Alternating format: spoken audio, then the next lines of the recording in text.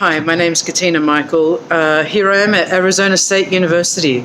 I'm an Australian who started out their career in consulting back in 1994, and through a series of industry experiences found myself in telecommunications planning and deploying 2G and 3G networks across Asia and in fact across the world. I began my PhD in 1997 as a hobby while I was working full-time in industry, and finished on an interesting topic called implantable technologies. And I was really looking at the social implications of potential emerging technologies such as implant devices that we may have embedded in our bodies in the future, and how they may be used for care, convenience, and control applications.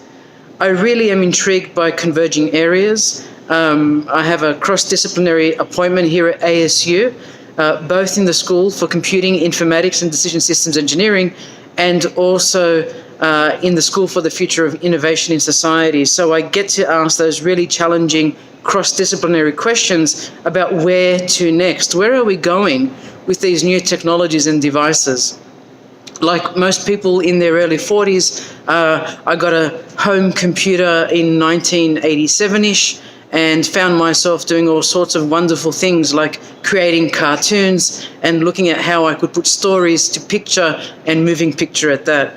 We've now got this explosion of ubiquitous technologies. Everyone owns a smartphone in the more developed world. In fact, we've reached beyond saturation point of more than one mobile per person, but we're still struggling in developing nations. And I'm looking at questions of human rights, equity, access, transparency, and how large corporations are starting to use our own personal data as a commoditization service for their business model, and how consumers and consumer data rights are actually asking those very difficult questions about how consumers and citizens reclaim their data through the various applications and platforms that they use online.